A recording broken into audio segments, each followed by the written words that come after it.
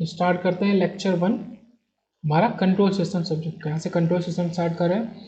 तो control system क्या है? Input into desired output. हमने कोई भी इनपुट को अगर हम दिया और उसको चेंज करना चाह रहे हैं अपने किसी डिजायर्ड आउटपुट में, तो वो हम कैसे करेंगे? With the help of a control system.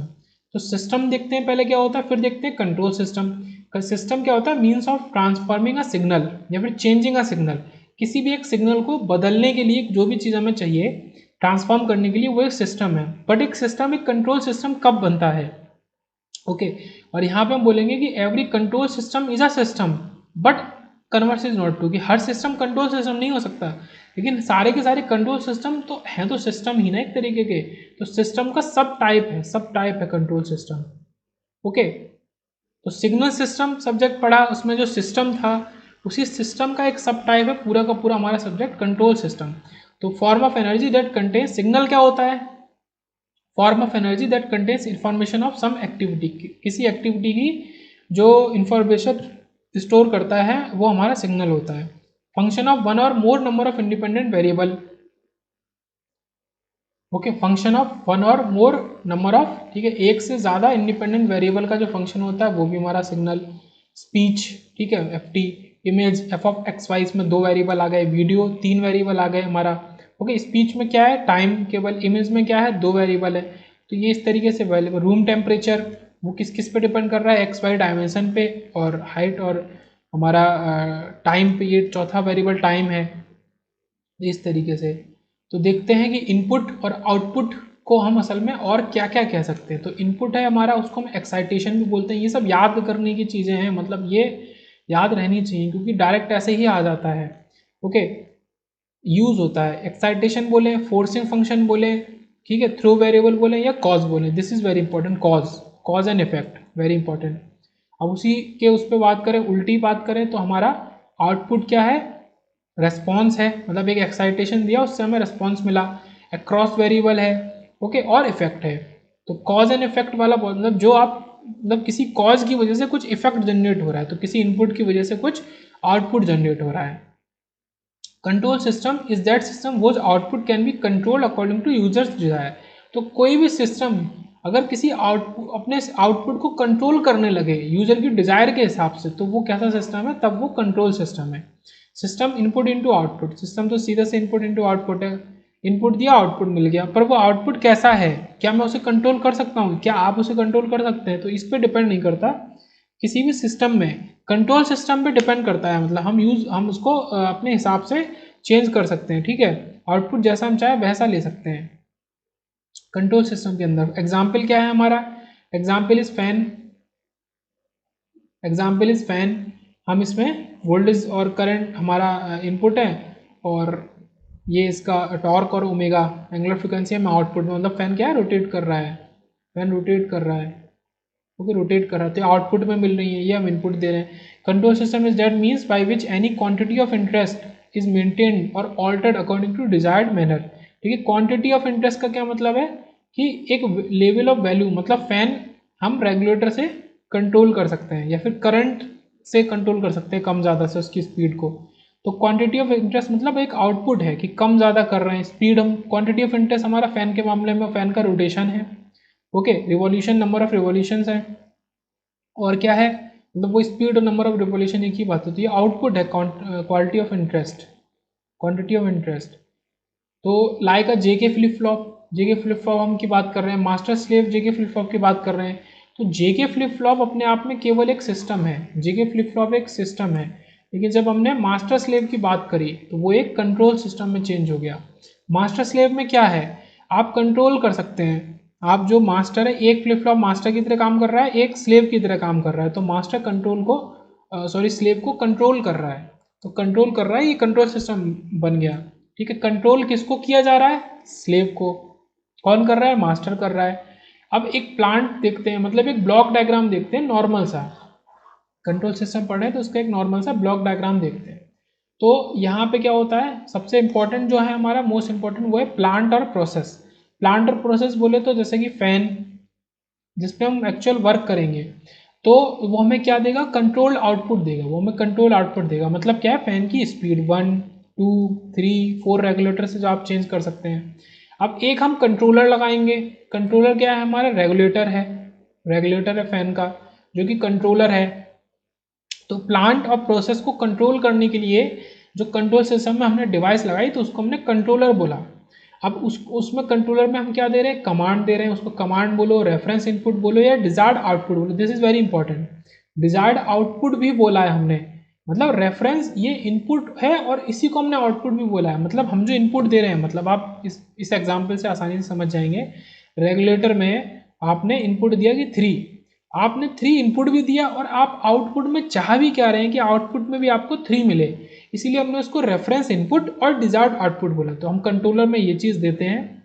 अब वो एक मिडिल, ये क्या एक्चुएटिंग सिग्नल क्या होता है, मिडिल का सिग्नल होता है। मतलब मिडिल का वैल्यू है कि यहाँ पे मान लो कि कुछ पीटी टाइप का बना, ओके।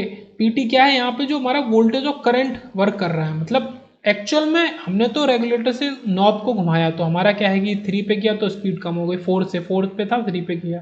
पर अंदर कैसे वर्क कर रहा है, फैन में एक्चुअल में क्या अंतर आता है, वो वोल्टेज और करंट की वजह से, करंट कम करेंगे तो फैन की स्पीड कम होगी, ओके। तो एक्चुअल में रेगुलेटर डायरेक्टली इस चीज़ को नहीं कर रहा, पर अंदर का जो बीच की बात है वो हमको दिख नहीं रही, तो वो हमारा एक्चुएटिंग सिग्नल होता है। तो ये तो बहुत ही बेसिक सा डायग्राम है।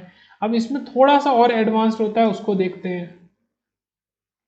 अब थोड़ा सा एडवांस में क्या है कि ये तो सेम है, ये क्या है हमारा प्लांट सेम है, कंट्रोलर सेम है, ओके। कमांड या डिजायर्ड आउटपुट सेम है, ये चीज़ें हम देख चुके हैं, कमांड डिजायर्ड आउटपुट। अब इसमें बदला क्या क्या है, अब एक चीज़ क्या आती है कि आपका कुछ भी एरर होगा, मान लो यहाँ से शुरू करते हैं कि आपका जो प्लांट है, प्लांट में कुछ ना कुछ डिस्टर्बेंसेज होंगे, आउटपुट एनवायरनमेंट के, बाहर एनवायरनमेंट के कुछ ना कुछ डिस्टर्बेंसेज आएंगे, किसी भी तरीके से आ सकते हैं। फैन में कोई भी डिस्टर्बेंस आ सकता है, फैन गंदा है, उसकी मोटर खराब है, उसकी वायरिंग खराब हो गई, उसका कैपेसिटर खराब हो गया, तो उसकी वजह से डिस्टर्बेंस आएंगे। अब डिस्टर्बेंस आए तो हमें कैसे पता चलेगा कि डिस्टर्बेंस आए, तो उसके लिए number 1 error detector, number 2 sensor और फीडबैक एलिमेंट। तो ये 2 एक्स्ट्रा चीज़ें और लगानी पड़ेंगी हमें ब्लॉक में। मतलब सेंसर क्या करेगा, वो फैन में से सेंस करेगा। मतलब हमने मान लो आउटपुट दिया कि 5 पे फैन चलाया, अब 5 पे हम फैन चला रहे हैं पर 5 पे ना चल के फैन 4 पे चल रहा है, किसी भी वजह से कम स्पीड में चल रहा है, कम स्पीड में चल रहा है। तो ऐसा क्यों हो रहा है, उसको सेंस कौन करेगा कि 5 पे नहीं चल रहा 4 पे चल रहा है, ये चीज़ सेंस कौन करेगा, ये सेंसर सेंस करेगा। बट एक्चुअल में फैन के अंदर कोई सेंसर नहीं होता, बट समझने के लिए इस एग्जाम्पल से भी समझ सकते हैं। मान लो कि कोई सेंसर हो, मतलब एकदम नया एडवांस फैन है, उसमें सेंसर भी लगा है, अगर कुछ खराबी भी है तो कम ज़्यादा करे स्पीड को, 4 पे है तो इसको सेंस किसने किया, सेंसर और फीडबैक एलिमेंट ने। अब इसने सेंस किया तो केवल सेंस करने से काम हो गया कि हमारी फैन की स्पीड को 4 से 5 पे पहुंचा दो, नहीं। इसने सेंस किया तो उस सेंस को वापस से हम कहाँ पहुंचाएंगे, अपने इनपुट में पहुंचाएंगे। इनपुट के जस्ट बाद क्या, एरर डिटेक्टर। तो इस सेंसर का काम क्या है, फीडबैक सिग्नल को वापस पहुंचाना। तो हमने एरर डिटेक्टर में पहुंचाया। एरर डिटेक्टर जो हमारा नंबर 1 ब्लॉक था, एरर डिटेक्टर क्या करता है कि जो भी एरर है इसने डिटेक्ट कर लिया कि 5 की बजाय 4 पे चल रहा है, कम स्पीड पे चल रहा है, तो ये इसने एरर सिग्नल भेजा, एरर सिग्नल भेजा। यहाँ पे हमारा एक्चुएटिंग सिग्नल तो है ही, एक्चुएटिंग सिग्नल तो है ही,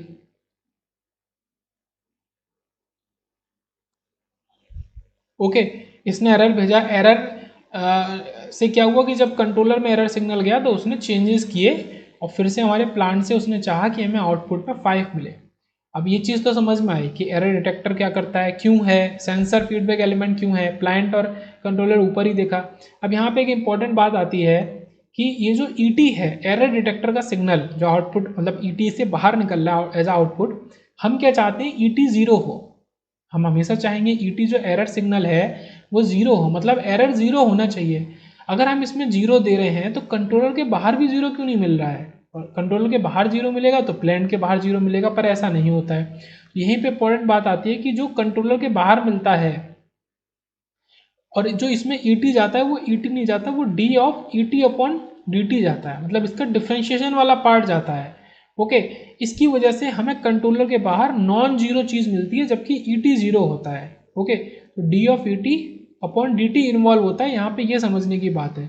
तो कंट्रोलर के बाहर तो ऑब्वियस ही बात है कि हमें नॉन जीरो चीज़ मिलेगी, तभी प्लांट में हमें आउटपुट मिलेगा। तो ईटी के 0 होने पे, ईटी तो 0 जैसे मतलब नॉर्मली तो नहीं है क्योंकि 5 से 4 स्पीड मिल रही है, 3 मिल सकती है, कुछ ना कुछ डिफरेंस है। सेंसर ने सेंस किया, उसको एरर डिटेक्टर में भेजा, एरर डिटेक्टर ने ईटी एक जनरेट करके भेजा एरर सिग्नल। वो एरर सिग्नल बताएगा कंट्रोलर को कि इतना डिफरेंस है, आपको उसको मेंटेन करना है। तो ईटी जीरो नहीं होगा, पर हम चाहते हैं डिजायर्ड केस में ईटी जीरो हो, और मैक्सिमम जीरो ही होता है। मतलब फैन ठीक वर्क कर रहा है, आप फाइन रेगुलेटर पे 5 करोगे तो आउटपुट में 5 मिलेगा। तो इसका जीरो होने से ये मतलब नहीं है कि कंट्रोलर के आउटपुट में भी जीरो मिल जाए, वहाँ हमें नॉन जीरो ही मिलेगा। ये इंपॉर्टेंट चीज़ थी। एग्जाम्पल लेते हैं, इफ एन बाइक लेते हैं 50 किलोमीटर पर आवर की स्पीड से चल रही है डिजायर्ड, बट ड्यू टू हमने मतलब उसको फिक्स करके चला रहे हैं। मान लो कि उसमें ऑटोमेटिक सिस्टम बन गया कि हम चाहें उतनी स्पीड पे चला सकते हैं। ये रोड है, हमारी रोड है, इस पर बाइक चल रही है, तो हमने डिजायर्ड चाहा कि 50 किलोमीटर पर आवर पे चले, पर रोड में क्या आ गया, स्लोप आ गया। स्लोप आ गया, हम इधर से इधर जा रहे थे, ठीक है, डाउन स्लोप आ गया, तो it will become 70 kilometre per hour. Down slope आ गया तो और तेज भागने लगी बाइक। तो अब इससे क्या हुआ कि हमारा थोड़ा सा एरर आ गया। तो अब फीडबैक क्या करेगा, या सेंसर क्या करेगा, एरर डिटेक्टर को भेजेगा। अब एरर डिटेक्टर इस केस में क्या, ह्यूमन ब्रेन है, जब खुद हम बाइक चला रहे हैं, और ह्यूमन और राइडर ऑफ बाइक। अब हमें समझ में आ गया कि 70 स्पीड है, हमने चाहा है कि 50 चले, तो अब हमें क्या करना है, 20 का जो डिफरेंस आया है उस 20 को कंपेंसेट करने के लिए हमें स्पीड को कम करना है। कम करना है क्योंकि स्लोप पे ऑटोमेटिक वो ज़्यादा चल रही है, तो कम करना है। तो ये एरर डिटेक्टर ने एरर लेके अब कंट्रोलर को भेज दिया। कंट्रोलर भी हम ही है, एरर डिटेक्टर भी हम ही है, ह्यूमन। तो कंट्रोलर को भेज दिया, उसने स्पीड कम कर दी, हमने बाइक की एक्सीलेटर से स्पीड कम कर दी। The objective of a control system is to obtain a control output same as desired output. Control output is the actual output of the plant, और desired output is the reference input. तो हम ये चाहते हैं कि desired output equal, जितने ज़्यादा से ज़्यादा इक्वल हो जाए। Okay, this state is called a steady state. जब वो बराबर हो जाएगा तो उसको हम स्टेडी स्टेट बोलते हैं। But if any disturbance takes place the control output differs or deviates from the set value. लेकिन यहाँ पे किसका रोल आया कि भाई एकदम से कुछ डिस्टर्बेंस आ गया, तो डिस्टर्बेंस आ गया तो क्या हुआ, द कंट्रोल आउटपुट बदल जाएगा, डेविएट कर जाएगा सेट वैल्यू से, in order to restore the output to gets it original value. उसकी ओरिजिनल वैल्यू को करने के लिए जो कंट्रोल आउटपुट है वो बदलेगा डिस्टर्बेंस के आते। जैसा हमने ऊपर देखा कि बाइक वाले केस में 70 किलोमीटर पर आवर की स्पीड होगी स्लोप वाली रोड पे, ओके, डाउनवर्ड स्लोप वाली रोड पे, तो उसको फिर से 50 लाने के लिए हमें बदलना पड़ेगा कंट्रोल आउटपुट को। Ideal control system is modified into practical control system as shown in previous figure. तो हमारा आइडियल कंट्रोल सिस्टम जो होता है, जो कि ये था, ये आइडियल कंट्रोल सिस्टम है, इसको हमने किस में चेंज किया, प्रैक्टिकल कंट्रोल सिस्टम में, जहाँ पे सेंसर और एरर डिटेक्टर लगा के इस तरीके से करते हैं। अच्छा, ये कैसा है, क्लोज लूप कंट्रोल सिस्टम। ये दिख ही रहा होगा, ये जो लूप है, ये कैसा लूप है, ऐसे जा रहा है और ये क्लोज हो रहा है। ओके, ये क्लोज लूप कंट्रोल सिस्टम है। फॉरवर्ड फीडबैक कंट्रोल सिस्टम, इसमें ये फीडबैक यहाँ से सिग्नल को लेके उसको वापस भेज रहे हैं, इसलिए close loop control system feedback control system है, इस तरीके का उसकी कैटेगराइजेशन है। तो क्लोज लूप कंट्रोल सिस्टम कैसा है, with sensor and with sense. And open loop control system कैसा है, with sensor and without sense, but without sense.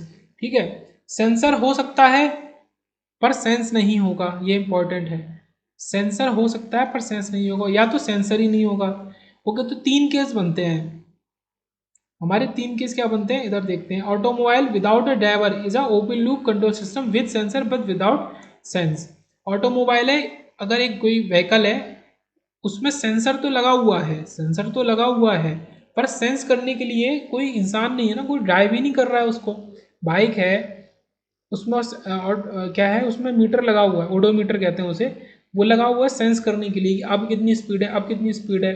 But sense करने के बाद उसको चेंज कौन करेगा, तो सेंस कटा हुआ, मतलब हमने इस जगह से हम क्या बात कर रहे हैं कि 2 तरीके की बात कर रहे हैं। हम यहाँ से सिग्नल को काट दें, मतलब इस ब्लॉक को हटा दें। अगर यहाँ से हम कट करते हैं तो ये क्या बना, open loop control system without sensor बन गया, जो येलो वाले केस में है, मतलब सेंसर है ही नहीं। और अगर हम यहाँ से कट करते हैं ओके कनेक्शन को, तो सेंसर है पर सेंस नहीं जा रहा है वापस। तो ये चीज़ यहाँ पे निकल के आई थी कि with sensor but without sense, और विदाउट सेंसर सेंसर है ही नहीं। तो कंट्रोल सिस्टम के टाइप देखते हैं, open loop control system without sense और close loop control system with sense. तो विदाउट सेंस वाला है, उसमें 2 तरीके के हैं कि सेंसर हो सकता है पर सेंस नहीं होगा, और सेंसर होगा ही नहीं। लाइक फैन और रेगुलेटर, फैन में कोई भी सेंसर नहीं लगा होता। ट्रैफिक सिग्नल, ट्रैफिक सिग्नल क्या है, ट्रैफिक सिग्नल जो होते हैं जैसे कि रेड होगी, लाइट ग्रीन होगी, तो कभी भी वो इस चीज़ को देख के होते हैं क्या कि मतलब उस जगह रोड पे कितने लोग खड़े थे, एक व्हीकल है कि 100 व्हीकल है, ठीक है। रेड लाइट का टाइम फिक्स है कि वो 1 मिनट के लिए ही रेड होगी, ये नहीं कि एक लोग खड़ा है तो 10 सेकंड के लिए और ज़्यादा हो, ऐसा कुछ नहीं। तो कोई भी सेंसर नहीं लगा है वहाँ पे। अगर सेंसर की बात करें तो ऑटोमोबाइल विदाउट ड्राइवर, जो कि ऊपर हमने देखा था एग्जाम्पल, उसमें सेंसर है ऑटोमोबाइल में, बाइक या कार में, बट ड्राइवर नहीं है। अब क्लोज लूप कंट्रोल सिस्टम की बात करते हैं, जिसमें सेंसर तो ऑब्वियसली होगा ही और सेंस भी होगा। तो वो दो तरीके से हो सकता है, मैनुअल और ऑटोमेटिक।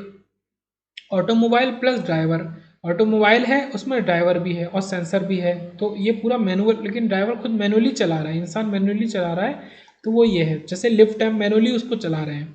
ऑटोमेटिक जैसे कि एसी, वॉशिंग मशीन, एसी में एक बार सेट कर दिया भाई 20 डिग्री रखना है, वो पूरे टाइम टेम्परेचर को 20 डिग्री पे करके रखेगा। वॉशिंग मशीन है ऑटोमेटिक वॉशिंग मशीन, तो नाम से ही आती है। ओके, तो ये 4 तरीके के कंट्रोल सिस्टम के केसेस हो गए। अब बात करते हैं ओपन लूप कंट्रोल सिस्टम और क्लोज लूप। ओपन लूप की पहले बात करते हैं, ओपन और क्लोज। ओके, तो the behaviour of open loop control system does not change दो इट्स आउटपुट चेंज, इसका बिहेवियर चेंज नहीं करता लेकिन इसका आउटपुट चेंज करता है। Hence open loop control system is not accurate, उसका आउटपुट चेंज कर गया लेकिन क्योंकि उसमें कोई सेंसर ही नहीं लगा था, एरर डिटेक्ट ही नहीं किया उसने, तो उसमें वो चेंज कहाँ से करेगा आउटपुट को, इसलिए ये एक्यूरेट नहीं होते। ठीक है, ऑब्वियस सी बात है, डायग्राम समझ में आ रहा है। Open loop control system does not have complete but it may have sensor.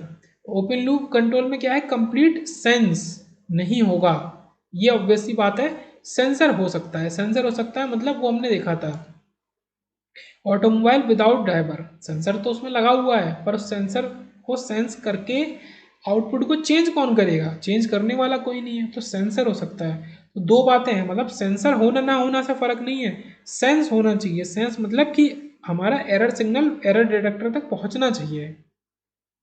Time constant of open loop control system is larger due to which transients takes large time to die out, hence open loop control system is slow। इसमें क्या होता है, time constant इसका काफ़ी ज़्यादा होता है, तो जो भी ट्रांजिएंट कंडीशन जैसे बनी तो वो डाई आउट करने में बहुत देर लग गई। ठीक है, यहाँ पे ट्रांजिएंट कुछ बनी तो वो तुरंत डाई आउट कर गई, इस वजह से ये काफ़ी स्लो होते हैं। तो तीन चीज़ें ही, स्लो भी होते हैं, सेंसर नहीं होता, सेंस नहीं होता कंप्लीट, ओके, एक्यूरेट नहीं होते। Transients are something unwanted, transient को ये मान के चलो अभी, जैसे जिसने नेटवर्क नहीं पढ़ा, कि ट्रांजिएंट ऐसी चीज़ है जो अनवांटेड है, हम चाहते नहीं है सिग्नल के अंदर आए, और लेकिन अनअवॉइडेबल भी है और वो आते भी हैं, बस हम ये कर सकते हैं कि वो आए और जल्दी से जल्दी चले जाएं। द इफेक्ट ऑफ, जैसे कि रिश्तेदार, the effect of external disturbance and internal parameter variation is more in OLCS। ठीक है, इफेक्ट ऑफ एक्सटर्नल डिस्टर्बेंस ज़्यादा होता है, इंटरनल पैरामीटर वेरिएशन भी ज़्यादा होता है। ठीक है, इसलिए हम कहते हैं कि ये ज़्यादा सेंसिटिव है। ओके, ज़्यादा सेंसिटिव है। सिमिलरली इसके अपोजिट हमारे क्लोज लूप कम सेंसिटिव होते हैं। Open loop control system is simple and economical. Okay, economical क्यों है, क्योंकि इसमें दो हमारे ब्लॉक ही नहीं है। ओके, हमारा एरर डिटेक्टर ही नहीं है, एरर डिटेक्टर को क्यों लगाओगे जब उस तक सिग्नल ही नहीं पहुंच रहा, एरर सिग्नल। ओके, और हम चाहें तो सेंसर को भी ना लगाएं और लगा भी दें तो पर से कनेक्ट ना करें, तो ये इकोनॉमिकल है, कम नंबर ऑफ ब्लॉक है, सिंपल है क्योंकि क्लोज लूप नहीं है, केवल ऐसा ऐसा आपने 2 ब्लॉक लगा के आप बना सकते हो। OLCS is generally stable but can be stabilize if become unstable, ये जनरली तो स्टेबल होता है, जैसे कि फैन का सिस्टम है, फैन ऐसा नहीं, इसका एग्जाम्पल क्या था, फैन वाला, ऐसा नहीं है कि फैन चलते नहीं है, चलते हैं, पर अगर अनस्टेबल हो गए तो इनको स्टेबल करने में, स्टेबलाइज करने में दिक्कत होती है। ओके, और एक और चीज़ है कि स्टेडी स्टेट हम अपनी भाषा में बोले कंट्रोल सिस्टम की, तो उसको हम स्टेबल स्टेट ही बोल सकते हैं।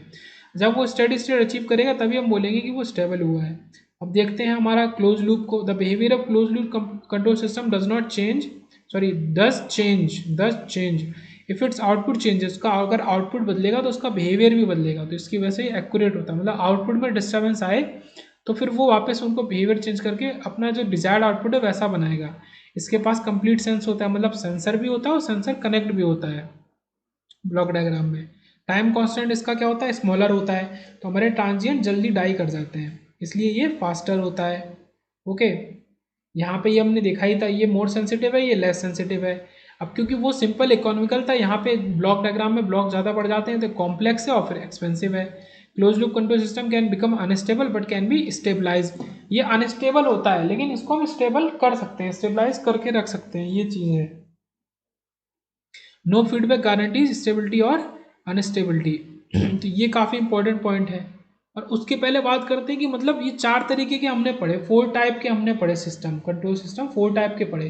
तो 4 तरीके के पढ़े, सबकी अपनी कुछ कमियां खामियां थी, कुछ अच्छाइयाँ थी। तो ऐसा क्यों होता है कि ओपन लूप को भी हम यूज़ ही करते हैं। तो ऐसा नहीं है कि कुछ भी खराब है या कुछ भी गलत है। ओपन लूप के अपने फ़ायदे हैं भाई, इकोनॉमिकल है, सॉरी मतलब सिंपल है, नॉट कॉम्प्लेक्स है। ओके, तो जैसे फ़ैन है, मतलब अपनी नीड के हिसाब से है। कहीं पे हमारा ओपन लूप कंट्रोल सिस्टम काम करता है, कहीं पे हमें क्लोज लूप की ज़रूरत पड़ती है, तो नीड के हिसाब से है। अब एक बात करते हैं, हम नॉर्मली क्या कहते हैं कि हमारा नो फीडबैक गारंटीज स्टेबिलिटी, हम क्या कहते हैं negative feedback is stable. Okay, हम नॉर्मल भाषा में कह देते हैं कि नेगेटिव फीडबैक इज स्टेबल और पॉजिटिव फीडबैक उतना स्टेबल नहीं होता। ठीक है, इसलिए हमेशा नेगेटिव फीडबैक वाले हम क्लोज लूप कंट्रोल सिस्टम बनाते हैं या यूज़ करते हैं। पर ये चीज़ गलत है, मतलब नेगेटिव फीडबैक स्टेबिलिटी की गारंटी नहीं देता। नेगेटिव फीडबैक का मतलब है स्टेबल का कि हम कंपेयर कर रहे हैं और वो मोर स्टेबल है पॉजिटिव फीडबैक से। मतलब हम एज अ कंपेरिजन बात कर रहे हैं कि negative feedback is more stable then positive feedback. तो जब भी बोलेंगे नेगेटिव फीडबैक, और ये गारंटी नहीं करता कि हम केवल कोई भी नेगेटिव फीडबैक का सिस्टम ले लें तो वो क्या होगा, स्टेबल ही होगा, नहीं, वो as comparison to positive feedback ज़्यादा स्टेबल होगा। ये बात है हमारी बस। अगर एक एग्जाम्पल लेते हैं कि 2 बच्चे हैं, उनके मार्क्स आए, ये B1 है, ये B2 है। एग्ज़ाम में मार्क्स आए इसके 80 और इसके 70। मान लेते हैं B1 के मार्क्स ज़्यादा हैं B2 से, मतलब ये मान लो कि ये नेगेटिव फीडबैक है, पॉजिटिव फीडबैक वाला केस। इसके आए 20, इसके आए 10, इसके आए 80, इसके आए 15। अब इस केस में बात करें तो ये फेल हो गए, इस केस में दोनों फेल हो गए और इस केस में कोई भी फेल नहीं हुआ। कंडीशन ये सेटिस्फाइड है, कंडीशन सेटिस्फाइड है अभी तक। तो इससे क्या समझ में आया कि ये चीज़ गारंटी नहीं कर रही कि B1 B2 से ज़्यादा है। मतलब हम क्या कह रहे हैं कि नेगेटिव फीडबैक पॉजिटिव फीडबैक से मोर स्टेबल है, पर ये गारंटी नहीं कर रहा कि वो फेल होगा कि नहीं होगा। ये चीज़ याद रखेंगे आगे तक। Okay, in spite of having negative feedback control system can still become unstable. Unstable हो सकता है, क्यों हो सकता है, उसके रीजंस क्या है, वो ये 4 रीजन है। High open loop gain, high type number, high sensitivity और हाई ट्रांसपोर्टेशन डिले या लैग डिले। तो ये सब जो भी रेस्पेक्टिव चैप्टर्स में आता जाएगा उसको हम वहाँ पे पढ़ते जाएंगे। Differences between the performance of, ठीक है, हमारा नेगेटिव फीडबैक और पॉजिटिव फीडबैक की परफॉर्मेंस के बीच में क्या क्या डिफरेंस होते हैं। तो परफॉर्मेंस क्राइटेरिया गेन, तो गेन हमारा नेगेटिव फीडबैक का कम होता है और बैंडविड्थ गेन के अपोजिट होती है तो ज़्यादा होती है, मतलब ये पेयर में चलेगा। सिमिलरली ये इसका अपोजिट होता है और ये एक दूसरे के अपोजिट होते हैं। ओके, तो गेन की बात करी, यहाँ पे ये गेन ज़्यादा होता है पॉजिटिव का और इसलिए बैंडविड्थ कम होती है। यहाँ पे टाइम कांस्टेंट कम होता है नेगेटिव का, और सिमिलरली यहाँ पे हमारा टाइम कांस्टेंट ज़्यादा होता है पॉजिटिव का। टाइम और स्पीड इनवर्सली प्रोपोर्शनल है। Distance is equal to speed into time, speed is inversely proportional to time, या फिर बोले speed is distance upon time. Okay, तो ये चीज़ यहाँ से साफ दिख रही है। सेंसिटिविटी क्या होता है, कम सेंसिटिव होता है हमारा, और हम चाहते क्या है, कम ही सेंसिटिव हो। ओके, हम तो यही चाहते हैं ना, कम सेंसिटिव हो और ज़्यादा स्टेबल हो। तो नेगेटिव फीडबैक हमारा ऐसा होता है। सेम टाइम पे हमारा पॉजिटिव फीडबैक ज़्यादा सेंसिटिव होता है और कम स्टेबल होता है। तो ये हमारे पैरामीटर आए। ठीक है, डिफॉल्ट हम जो लेते हैं कंट्रोल सिस्टम को, वो हमारा close loop control system with negative feedback ही लेते हैं। Objective of control system, control system का मतलब क्या है, हम यूज़ क्यों करते हैं, ठीक है, पढ़ने का क्या फ़ायदा है। तो कोई भी सिस्टम है, देखो सिस्टम तो नेचर में बहुत, मतलब सिस्टम ही सिस्टम प्रेजेंट है। कोई भी प्रोसेस हो रही है तो वो क्यों कैसे हो रही है, सिस्टम की वजह से हो रही है। वो कि मशीन्स हैं जितनी, सब सिस्टम पे बेस्ड हैं। तो किसी भी सिस्टम की डिज़ाइन को स्टडी करना पहला चीज़, और जब उसमें कुछ भी कमियां खामियां हैं, कुछ भी है, उसको सुधारना है तो उसको रीडिज़ाइन करना है। इसके लिए आपको पहले पता होना चाहिए कि वो सिस्टम किस तरीके का है, मतलब वो कंट्रोल सिस्टम है तो किस तरीके का है और उसके क्या क्या डिफरेंट चीज़ें हैं। तो जितने भी चैप्टर्स हैं आगे, उसमें सब हम यही सीखेंगे कि रीडिज़ाइन करना, और डिज़ाइन कैसी है उसको भी सीखेंगे कि डिज़ाइन कैसी है। कुछ चैप्टर्स में ये भी है, पहले चैप्टर में है। तो अब मैथमेटिकली बात करें स्टडी डिज़ाइन, तो हमारा ट्रांसफर फंक्शन मॉडल हो सकता है और स्टेट मॉडल हो सकता है। तो स्टेट एनालिसिस वाला जो चैप्टर है वो स्टेट मॉडल पे ही बेस है, जो लगभग लास्ट में चैप्टर है। बाकी हम पूरे इस पे बात करेंगे। ओके, तो analysis of control system using transfer function model, ये कैसे कर सकते हैं? दो तरीके से, रेस्पॉन्स एनालिसिस पहला और दूसरा हमारा स्टेबिलिटी एनालिसिस। तो ओनली फॉर स्टेबल सिस्टम के लिए हम लेते हैं रेस्पॉन्स एनालिसिस, ओके। और स्टेबिलिटी एनालिसिस, स्टेबिलिटी का एनालिसिस ही कर रहे हैं कि सिस्टम या तो स्टेबल होगा या अनस्टेबल होगा। तो इससे हमने चेक किया कि स्टेबल है अनस्टेबल है, स्टेबल है तो फिर उसका हम रेस्पॉन्स एनालिसिस करेंगे, अनस्टेबल है तो उस केस में हम तो कोई एनालिसिस रेस्पॉन्स एनालिसिस करेंगे ही नहीं। ये तीन तरीके का होता है, ये टाइम रेस्पॉन्स एनालिसिस और फ्रिक्वेंसी रेस्पॉन्स एनालिसिस। और ये टाइम में डोमेन में एनालिसिस है, फ्रीक्वेंसी डोमेन, ये क्या डोमेन में एनालिसिस, इस तरीके से है, ओके। तो बात करते हैं और आगे, टाइम डोमेन में और फ्रीक्वेंसी डोमेन में अगर चीज़ों को सॉल्व करें, जहाँ ये हम बात कर रहे हैं सिग्नल सिस्टम की, तो कंटिन्यूस टाइम सिस्टम आप निकालने के लिए टाइम डोमेन में आप लाप्लास ट्रांसफॉर्म का यूज़ करते हैं, ठीक है। बेसिक चीज़ें पता भी होगा, रिवाइज करते हैं। और कंटिन्यूस टाइम सिस्टम में फ्रीक्वेंसी डोमेन की बात करें तो फोरियर ट्रांसफॉर्म को, ये दोनों कंटिन्यूस सिग्नल्स पे ऑपरेट करते हैं, सबको पता है। डिस्क्रीट सिग्नल पे ऐसे ही आपका जेड ट्रांसफॉर्म हो सकता है टाइम डोमेन में, और इसके लिए आपका DTF, discrete time Fourier transform, ठीक है। इसका एक पर्टिकुलर नाम दे दिया है डिस्क्रीट टाइम में जेड टी, इसका कोई नाम नहीं, उसी को हम डिस्क्रीट टाइम फोरियर ट्रांसफॉर्म ही बोलते हैं, ये हम यूज़ करते हैं। तो output transfer function of a system is unique, ये क्या होता है? आउटपुट अपॉन इनपुट क्या होता है? Transfer function of a system होता है, और ये हमेशा यूनिक होता है। इसकी अगर हम इनिशियल कंडीशन जीरो ले रहे हैं, transfer function is output upon input which means one system can't have two transfer function, तो एक सिस्टम के दो ट्रांसफर फंक्शन कभी नहीं हो सकते। टोटल रिस्पॉन्स की बात करें तो टोटल रिस्पॉन्स किससे मिलकर बनता है? Z I R upon plus Z S R, ये हमने कहाँ पढ़ा था? सिग्नल सिस्टम में पढ़ा था। तो ड्यू टू इनिशियल कंडीशन, तो जेड आई आर का मतलब क्या? Zero input response, zero input मतलब इनपुट को जीरो कर दिया तो बचा क्या? इनिशियल कंडीशंस बची, तो जो हमारा इनपुट इनिशियल कंडीशन की वजह से होगा वो जेड आई आर होगा। और इसका क्या नाम है? जीरो स्टेट रेस्पॉन्स, मतलब हमने स्टेट मतलब इनिशियल कंडीशंस को जीरो कर दिया, तो ये हमारा इनपुट की वजह से आया, ये इनिशियल कंडीशंस की वजह से आया, जेड आई आर और जेड एस आर। तो ये हमने देखा, तो टोटल रिस्पॉन्स ऐसा होगा। तो टोटल ये ट्रांसफर फंक्शन आपका लाप्लास ऑफ आउटपुट, मतलब हम लाप्लास ट्रांसफॉर्म निकालेंगे अपॉन लाप्लास ऑफ इनपुट, ठीक है। या फिर ये इम्पल्स रेस्पॉन्स और impulse state response upon step, ठीक है। ये रैम्प का अपॉन रैम्प, इस तरीके से है, मतलब आप किसी में भी ले सकते हैं। अब इनको आप पर्टिकुलर अगर लिखें तो वो ऐसे होता है,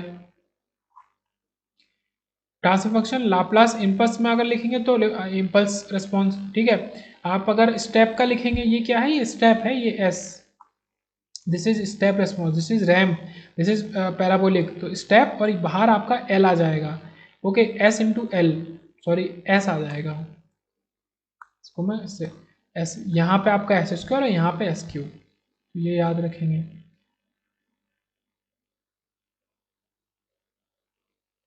आगे के लेक्चर 2 की भी थोड़ी सी बात कर लेते हैं यहीं पे। तो फिजिकल सिस्टम होते हैं हम बात करें तो, या इसको लेक्चर 2 में ही देखते हैं।